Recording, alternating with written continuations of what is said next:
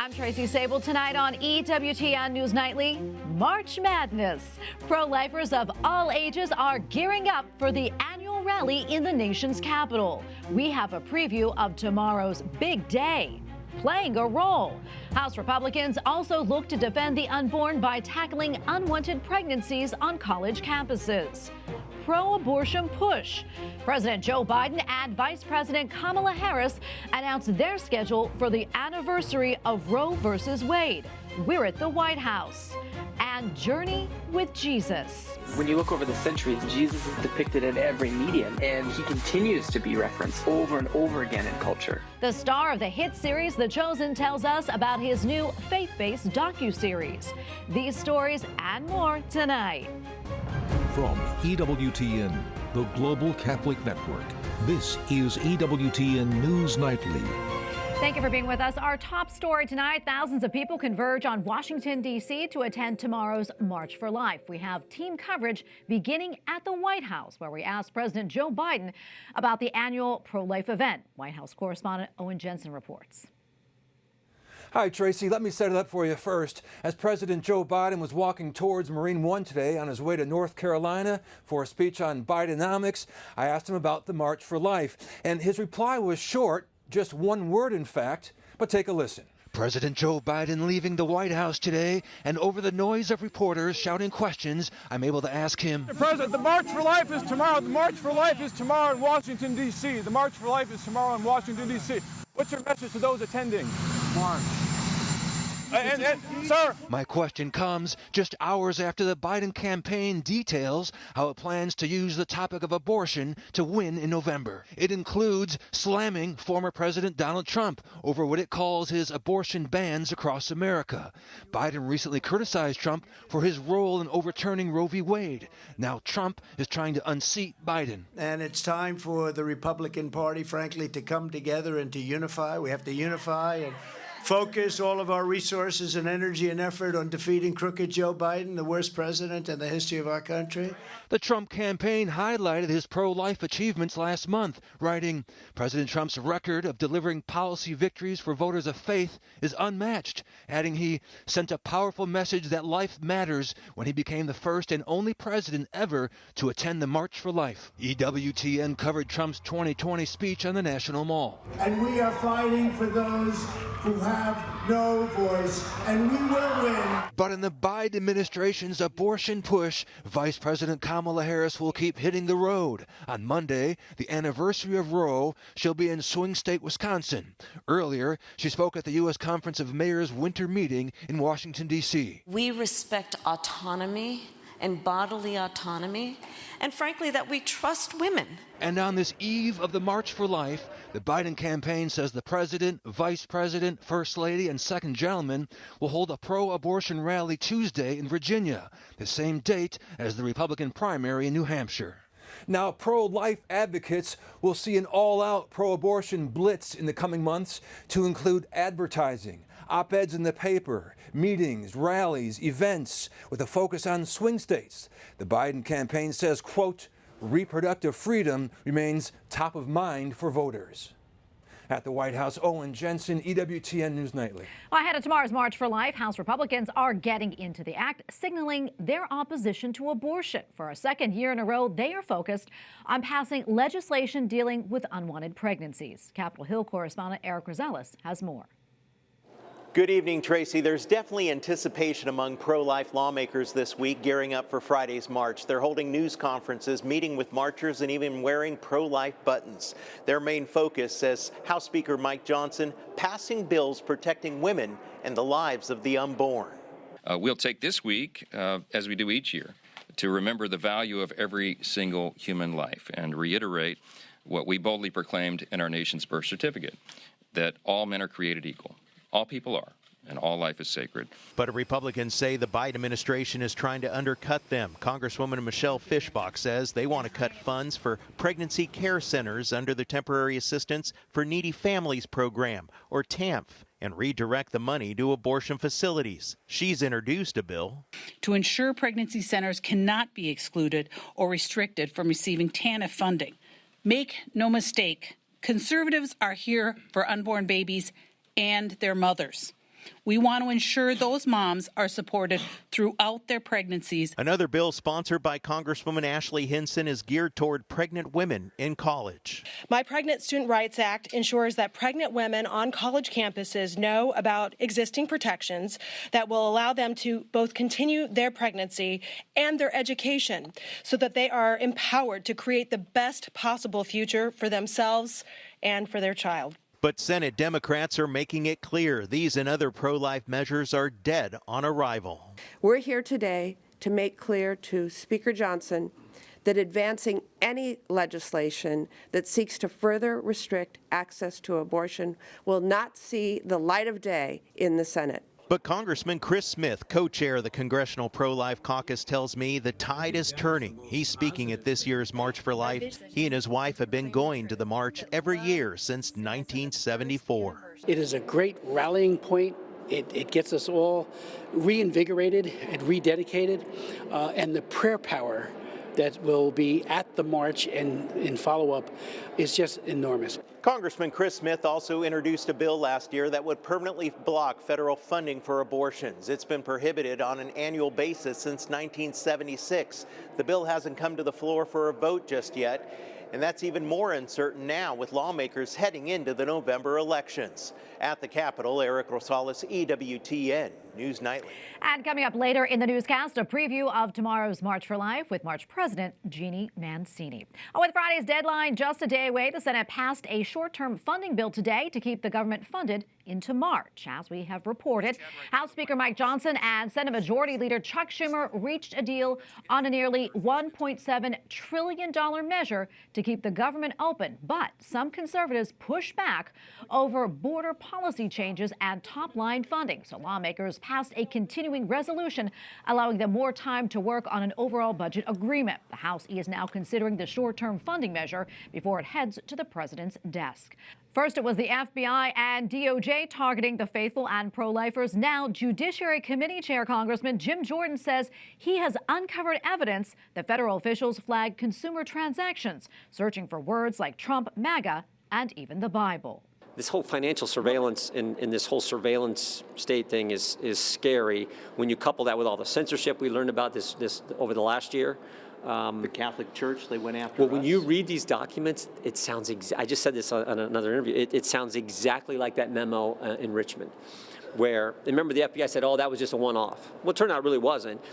The searches were conducted on behalf of the government in the aftermath of the January 6th riot at the U.S. Capitol. Congressman Jordan wrote a letter to FBI Director Christopher Wray asking that senior bureau officials be made available for transcribed interviews related to the financial searches. Jordan adds many of these searches were done without a warrant.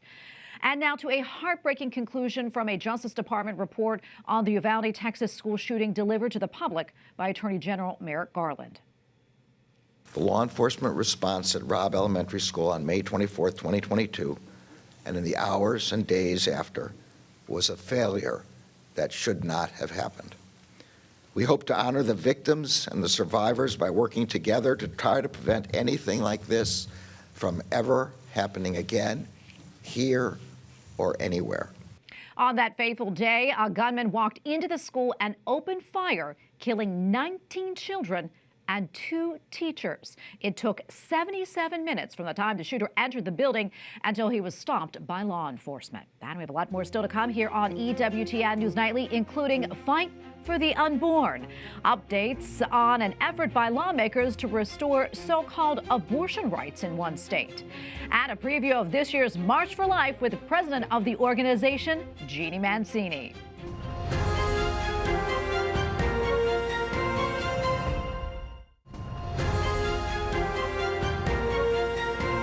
Lawmakers in South Carolina approved a ban on so-called gender-affirming care for minors. The proposal now heads to the state Senate. South Carolina is one of the few southern states without a ban on gender surgeries for minors. And in Missouri, there is a push to include abortion in the state constitution. The measure includes restrictions on late-term abortion. Currently, abortion is banned in the state, except in the case of a medical emergency. Well, tomorrow, starting at 9:30 a.m., EWTN will have exclusive coverage of the annual March for Life here in Washington, D.C. The event began back in 1974 as a response to the Roe v. Wade decision that legalized abortion in the U.S. This year, tens of thousands of people are expected to participate with one goal in mind: to promote the dignity of human life by ending abortion. And here now with a full preview of tomorrow's event is Genie Mccal, president of March for Life. Genie, great to see you, and thank you so much for taking time out of your busy schedule to be with us. We appreciate it. Well, thanks for the wonderful coverage, Tracy. EWTN is like the backbone of the March for Life in so many ways, so we're really grateful. We are too, and it's such a blessing. Genie, first off, tell us, what can we expect tomorrow, and what are you most excited about? Oh gosh, I mean, every year is just a little bit different, but we have some surprises tomorrow. So everything hasn't been quite announced in terms of speaker lineup and who might be at the rally, et cetera. So I'm excited about that, some of the surprises that we have in store. And it's always just so motivating to see all of the young people. Even driving into the city just an hour or two ago, I could see crowds of young people, that look a little different than when you're normally driving into the city, maybe with the same color hats or what have you, and you know that they're here for the March for Life, that they've made a pilgrimage. And so that's always very motivating for me. Yeah, all that excitement. It's really wonderful to see. Tell us about the theme this year and the significance. With every woman, for every child. And in essence, we're trying to emphasize that the heart of the pro-life movement is not just about that very important issue of protecting the baby in the womb, but it's really about mom and baby fully humanly flourishing. And we're trying to tell what I think is often the untold story of the pregnancy care movement and the well over 3,000 pregnancy care centers and maternity homes that provide such heroic support to women in these difficult scenarios when they just need that support. So we're going to be telling those stories and have a lot of testimonies with that tomorrow. Yeah, that's so important. And we got to mention, it's been a year and a half since the Dobbs decision and Roe v. Wade was overturned. And I want to ask you this, Genie. I mean, we know there's a lot of work that still needs to be done. Where do you think the country is right now in our fight for life and the eradication of abortion? Yeah, we've certainly seen some ups and downs in the last year. There's no question, but I would emphasize we've seen the ups. I've heard some just in recent days after the ballot initiatives, really kind of discouraged. And I would just encourage your viewers that, listen, we know that the battle's won by God, and we certainly need to be praying and fasting, but this is an issue that we persevere on day in and day out. We're going to have some highs and some lows, but it took us 50 years to overturn Roe, and it was Roe that started the march.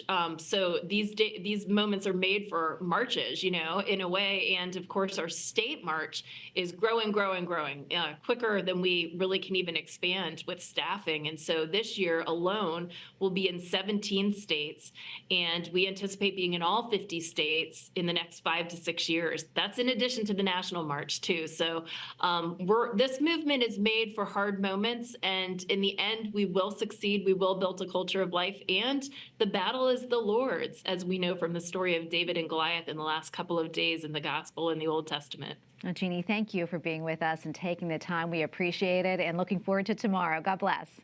Thanks so much.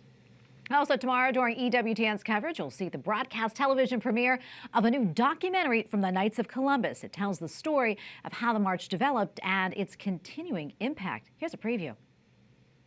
She was a lawyer, had served in World War II. She had seen the atrocities of World War II. She had seen the human rights issues of the times in which she lived, and she saw that this was just another unjust issue in the course of her life. And so she quit her government job, and she started the March for Life with Knights of Columbus from New York. Nellie and others didn't want the anniversary of Roe v. Wade to go unmarked. And so they decided that they'd do something. They got together in her townhouse in Capitol Hill, sat around the kitchen table, the dining room table, and made a decision to have this march. And again, you can see the full documentary tomorrow right here on EWTN. And up next on EWTN News Nightly, the power of prayer. A report from the Vatican on the start of the week dedicated to Christian unity. Plus, the chosen star Jonathan Roumie tells us about his new project.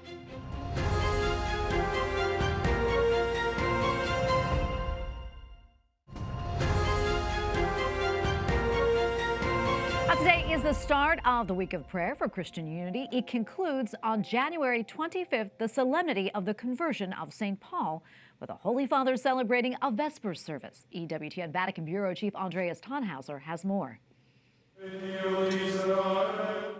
The beginning of the ecumenical movement is the introduction of the week of prayer for Christian unity.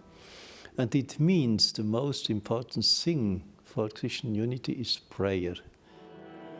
That is Cardinal Kurt Koch, prefect of the Dicastery for Promoting Christian Unity, explaining the main purpose of the Week of Prayer that opens today through next Thursday, the 25th. The theme chosen for the year 2024 is based on a text from the Gospel of St. Luke. You shall love the Lord your God and your neighbor as yourself.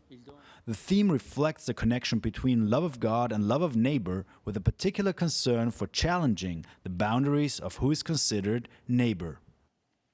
The fundament of this issue we see in the high priestly prayer of Jesus in the 17th chapter by John.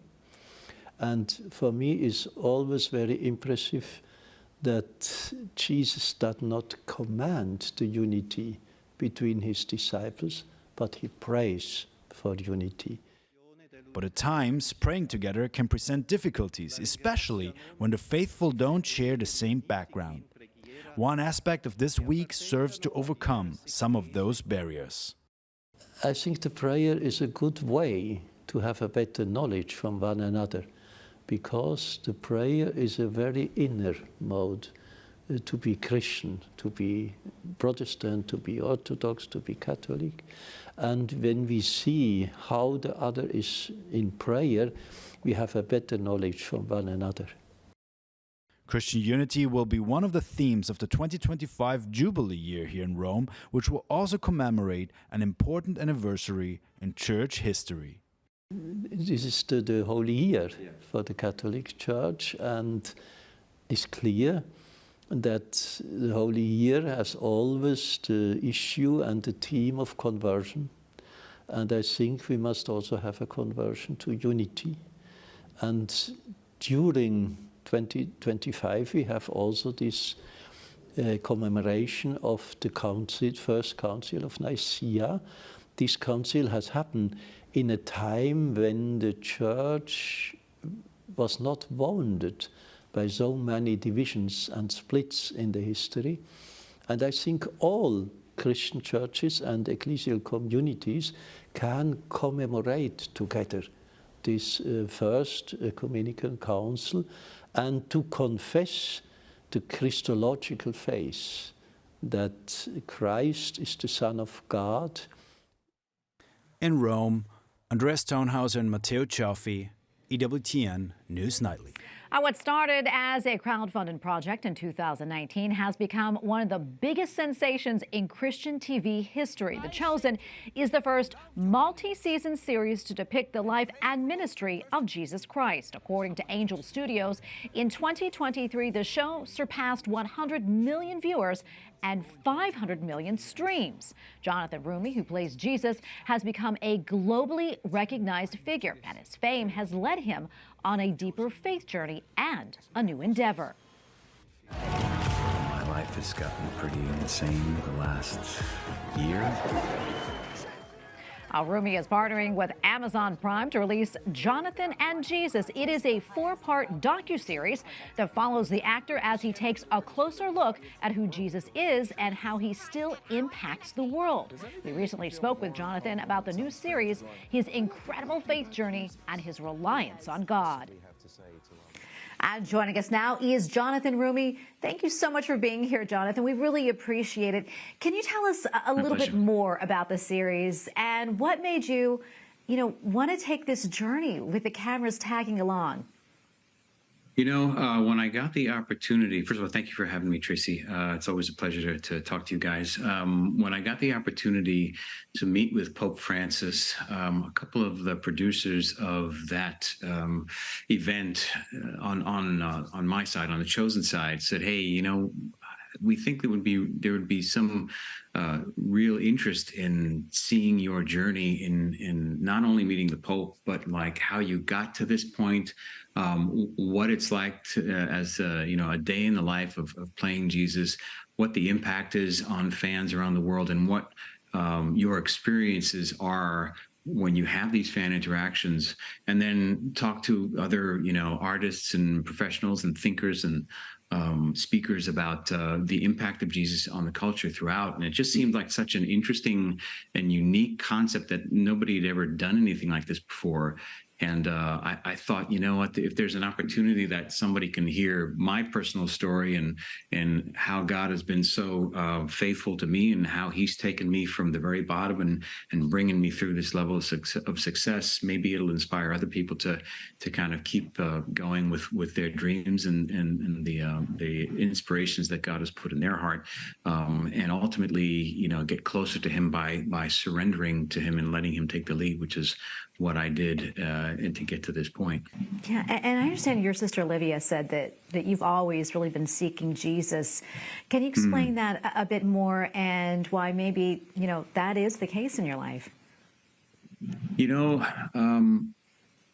the Savior of mankind, you know, when you start a relationship with him, I think he wants more from you. And as you start giving him more, he asks for more. And then he gives you more as a result of that seeking. He just continues to imbue your life with so much joy and goodness, and at times just flat out miracles, all by just committing to wanting to serve Christ as a, you know, as an ambassador for him on this planet, as part of the human race. And I think the essence of Jonathan and Jesus is capturing what that opportunity has been and how it's affected me and changed me as I travel around the world, talking to other people that know much more about Jesus theologically, can speak much more eloquently than I can about the theology of it all, and then just the culture, you know, the cultural impact. So a lot of different viewpoints in the series, and a lot of different ideas and other people's examples of their encounters with Jesus. That to me is the real fascination, is watching these other, you know, major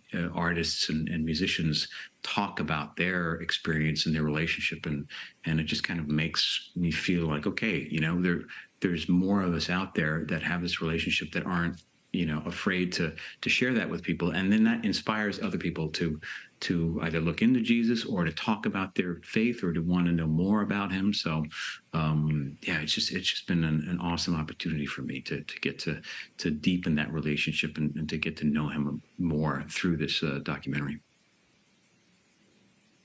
Yeah, it sounds absolutely amazing. And really quickly, before we let you go, Jonathan, what do you hope viewers take away from the series? I hope that they learn that through seeing how my life has unfolded the last 5 years, that anything is possible if you surrender to God. If you surrender any aspect of your life that you're holding on to really, really tightly, and you haven't seen movement, by letting go of the reins and by letting God and depending on him and letting him step in and take the reins from you and just go with his flow, anything is possible. Well, we cannot wait to see it. Thank you for doing it. Jonathan, Jesus is out Thanks, now Tracy. on Amazon Prime. Jonathan Roumie, thank you so much for being here, and God bless you. God bless you, Tracy. Bye-bye. Inspiring conversation.